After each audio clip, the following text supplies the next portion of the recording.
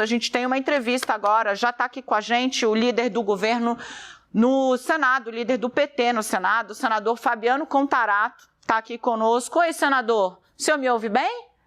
Perfeitamente, Daniela. Obrigada pela presença aqui na CNN em Brasília. Senador, eu vou aproveitar que a gente estava aqui falando sobre esse episódio lamentável de ontem, que eclipsou, eu achei que foi uma sucessão de infelicidades, assim, para o presidente Luiz Inácio Lula da Silva, tanto a forma como ele decidiu receber Maduro, eclipsou o início da reunião, que não acontecia há 20 anos com todos os presidentes da América Latina, e no final a saída do Maduro desse encontro tem agressão a jornalistas. A gente estava dizendo aqui que houve, e é preciso pontuar, a própria presidência pedindo desculpas, lamentando e prometendo apurar, a Secretaria de Comunicação da Presidência, o Itamaraty, ok.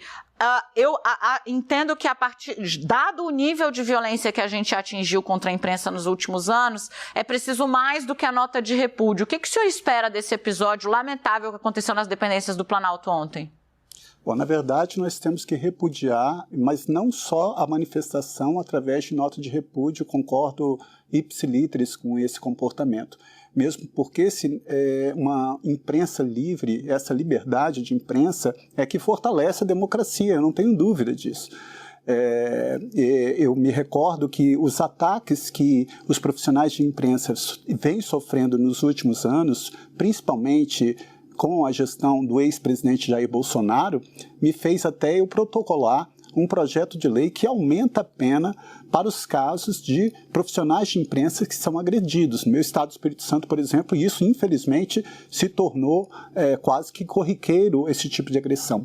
Então, além efetivamente do reconhecimento de um erro grave e de um ato de violência, nós temos que dar uma demonstração de um comportamento de repressão a esse tipo de conduta para que ele não volte a se repetir. Então eu quero aqui me solidarizar com todos os profissionais de imprensa e eu repudio particularmente e coloco o nosso mandato à disposição enquanto que eu estiver no Senado Federal, seja no meu mandato específico, seja como líder do PT do Senado, eu sempre estarei aí lutando para que nós tenhamos o livre exercício para os profissionais de imprensa que contem sempre comigo.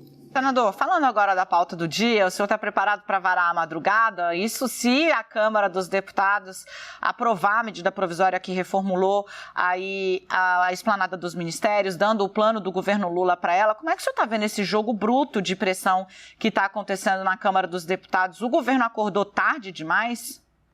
Bom, na verdade, nós temos que entender que a medida provisória editada pelo presidente Lula, ela originariamente tinha um desenho e compete, dentro de um Estado democrático de direito, a autonomia dos poderes e o exercício do parlamento, ele tem essa possibilidade de fazer essa análise.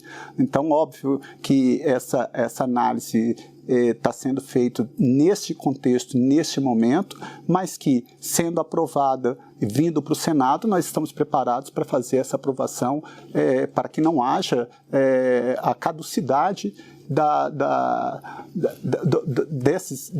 do que está acontecendo, que aí voltaria os ministérios do ex-presidente Jair Bolsonaro. Então eu espero que nós tenhamos aí a sensibilidade, a coerência, a serenidade, o equilíbrio emocional para aprovando no Câmara dos Deputados, fazer a aprovação o mais rápido possível, ainda hoje ou no mais tardar amanhã no Senado Federal. Como é que o senhor é líder do PT no Senado, onde a situação do governo está mais tranquila, mas na Câmara, as reclamações relacionadas à articulação política, elas são muito volumosas. Eu queria entender se o senhor atribui isso ao fim do orçamento secreto, que mudou as balizas como a política é feita em Brasília mesmo, né? E aí, como dizem, né? Quem nunca comeu mel quando come se lambuza, tá difícil voltar para o patamar pré-orçamento secreto, ou se de fato está faltando conversa, está faltando interlocução e principalmente está faltando Lula. Uma crítica é de que o presidente está olhando muito para fora, para os Estados Unidos, foi a Argentina, foi a China, foi mais recentemente também ao G7 no Japão, mas aqui dentro ainda não mergulhou na costura. Tem algo de valor nesses reparos que estão feitos, senador? Não, eu não vejo dessa forma. Eu acho que o presidente Lula ele age corretamente quando ele está resgatando esse protagonismo internacional, porque nós estamos vendo que essas viagens estão tendo retorno financeiro para o país, que vão implementar as políticas públicas que foram lá objetos do programa de governo eleito com as eleições, o que alçou a presidência da República, e para implementar essas políticas, obviamente, que tem que se resgatar isso. Eu fui presidente da Comissão de Meio Ambiente do Senado Federal, nos 2 primeiros anos do Senado, e eu vi como que o Brasil ficou alijado desse processo que vai impactar e que impactou na economia do país, na relação diplomática com o mundo. Então, é natural que o chefe de Estado, que no caso o presidente Lula, faça essa interlocução, porque nós temos aí os ministérios, tem articulação política para dar esse encaminhamento. Agora, é óbvio que dentro do Senado Federal, quando você tem aí 81 senadores, você tem uma articulação que ela é um tanto quanto mais tranquila de ser dialogada, convergindo com o antagonismo e construindo essas pontes no sentido de adequar. Eu tenho aprendido em pouco tempo como político que o ótimo é inimigo do bom. Às vezes a gente idealiza uma coisa e daquele jeito não vai.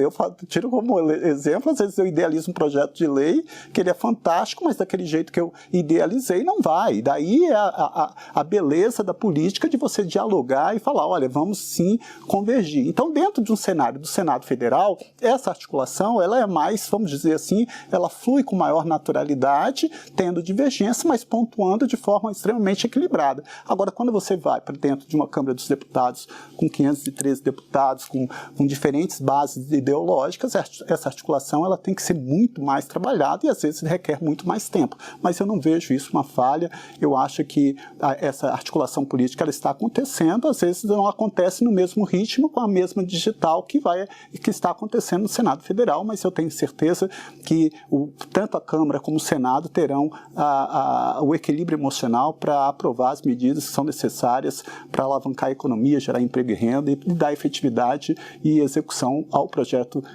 do presidente Luiz Inácio Lula da Silva. Ô, senador, vamos falar um pouquinho sobre a briga que o senhor começa a encarar efetivamente na quinta-feira e a CPMI, né? O senhor tem formação de polícia, tem esse registro de voz mais calminha, mas é um enxadrista eficiente na hora de interrogar. Como é que o senhor está vendo a promessa de que vai ser uma CPI muito agressiva? Tem um lado que está indo meio que para matar e para morrer, porque ou limpa de alguma forma um pedaço da sua imagem se desatrelando do golpismo nesta CPMI, ou não conseguirá fazer, na justiça está se mostrando muito difícil. O que o senhor está vendo para isso? Bom, na verdade, eu espero que essa comissão mista parlamentar de inquérito, ela haja conforme determina a Constituição Federal. É uma CPI do golpe. Nós temos que entender que dia 8 de janeiro, em 8 dias do governo do presidente Lula, o que foi esse ápice ali, a eclosão, foi fruto e reflexo de um comportamento originário de 4 anos de ataque à democracia. Nós tivemos aí acampamentos que surgiram em novembro, de frente dos quartéis, nós tivemos ataque à sede da Polícia Federal, nós tivemos um ataque, isso nós nunca tivemos depois da redemocratização, um ataque à bomba próximo ao aeroporto. Nós tivemos parlamentares e o próprio ex-presidente Bolsonaro, e que todos, a base bolsonarista sempre falou que Supremo é o povo e que para fechar o Supremo bastaria um cabo e um soldado, que o presidente Lula, se eleito, não subiria a rampa. Houve ataque sistematizado ao sistema eleitoral. O ex-presidente chamou inúmeros embaixadores desacreditando os resultados das eleições, utilizou a instituição da Polícia Rodoviária Federal para impedir eleitores no Nordeste. Quer dizer, foram sistematicamente atacados a democracia brasileira. E eu espero que essa responsabilidade ela não recaia apenas em quem está na fotografia. E aqui em direito a gente tem que entender que no artigo 29 nós temos o que se chama concurso de pessoas ou co-delinquência ou concurso de agentes, que diz que quem de qualquer forma concorre para o crime incide nas mesmas penas a este combinado na medida de sua culpabilidade. Ou seja, autor de um crime é quem põe a mão na massa, quem pratica a ação. Nós temos lá, coautor é mais de uma pessoa que põe a mão na massa e executa aquele fato que aconteceu e ataques à democracia. Mas nós temos também a figura do partícipe, que é o partícipe moral, que é aquela pessoa que induz, que planta a ideia, que instiga ou que auxilia materialmente. Então eu espero que essa CPI, ela jogue luz efetivamente e traga a responsabilidade de quem, de qualquer forma, tenha concorrido para esse crime. E eu não tenho dúvida que a participação do ex-presidente Jair Bolsonaro e de vários integrantes dos ministérios dele e vários políticos também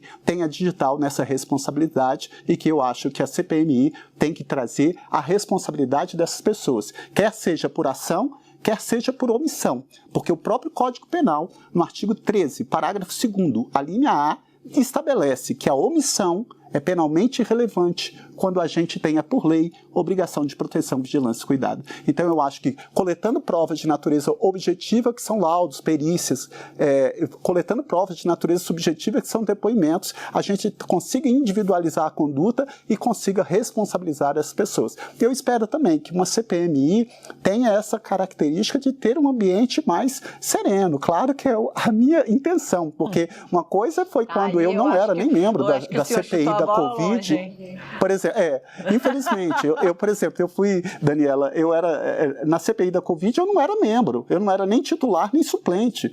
Então eu chegava às 8 horas da manhã, me inscrevia, porque a prioridade era para os titulares, depois para os suplentes. Se sobrasse tempo, era para os não membros, que era o meu caso. Então muitas vezes eu não participei de oitivas, porque não chegou ao meu momento.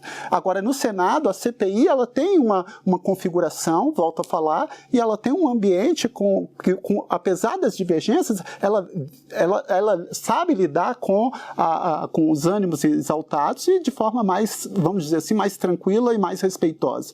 Eu espero que na comissão mista parlamentar de inquérito que nós vamos participar agora, esse ambiente também seja, e isso vai depender muito de quem está na presidência. E eu volto a falar, eu acho que a presidência exerce um papel primordial na condução dessa CPMI, e claro, o comportamento da relatora também vai ser de fundamental importância. Mas nós, membros titulares ou suplentes ou não membros, teremos a obrigação de apresentar ao Brasil uma resposta contundente, e não só como uma CPMI que vai reproduzir mais o mesmo. Nós temos que entender que o que aconteceu, nós tivemos 1.390 pessoas que foram denunciadas. Nós tivemos 550 pessoas que o Supremo Tribunal Federal determinou, instaurou a ação penal, que são réus. Nós temos um prejuízo ali, Daniela, de mais de 30 milhões de reais. Então, essa responsabilização, esse ataque à democracia, eu não tenho dúvida. Nós tivemos um ex-presidente que ficou atacando sistematicamente, atacou a imprensa, atacou a Ordem dos Advogados do Brasil, participou de movimentos antidemocráticos para fechar o Supremo, o Congresso Nacional, reduziu a participação da sociedade civil, criminaliza ONGs, reduz...